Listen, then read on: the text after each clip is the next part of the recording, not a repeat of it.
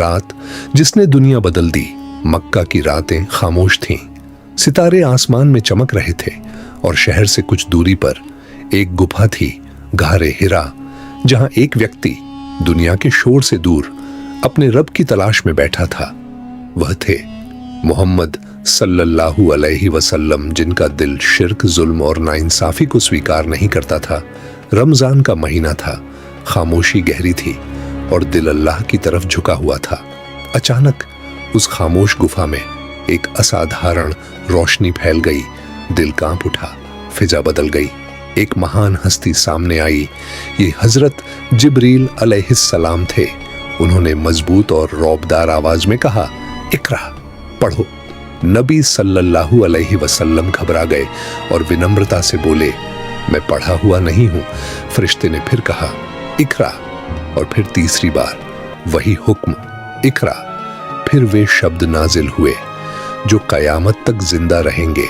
इकरा बिस्मि रब्बिकल लज्जी खल्क खलकल इंसाना मिनल का इकरा रब्बुकल अकरम। ये कुरान का पहला नूर था। जमीन और आसमान के दरमियान रब का पैगाम उतर चुका था।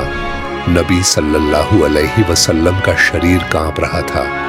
दिल पर एक भारी जिम्मेदारी थी। आप सल्लल्लाहु अलैहि वसल्लम गुफा से बाहर निकले और मक्का की ओर बढ़े।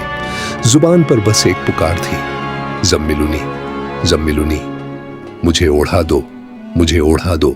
घर पहुंचे तो हजरत खदीजा रजी अल्लाहु अन्हा ने आपको कंबल ओढ़ाया, तसल्ली दी और यकीन से कहा, अल्लाह की कसम, अल्लाह आपको कभी रुस्वा नहीं करेगा।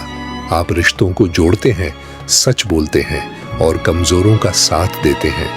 यह ईमान की पहली आवाज थी। हजरत खदीजा रजी अल्लाहु अन्हा आप सल्लल्लाहु अलैहि वसल्लम को वर्का बिन नौफल के पास ले गई। उन्होंने पूरा वाकया सुनकर कहा, ये वही फरिश्ता है जो मूसा अलैहिस्सलाम पर आया था। काश मैं उस वक्त जिंदा होता जब आपकी कौम आपको मक्का से निकाल देगी। यूं नबूवत की शुरुआत हो गई और इसीलिए रमजान सिर्फ भूखा रहने का नाम नहीं, ये कुरान से जुड़ने का महीना है। ये वह रात थी जिसने अंधेरों को नूर बना दिया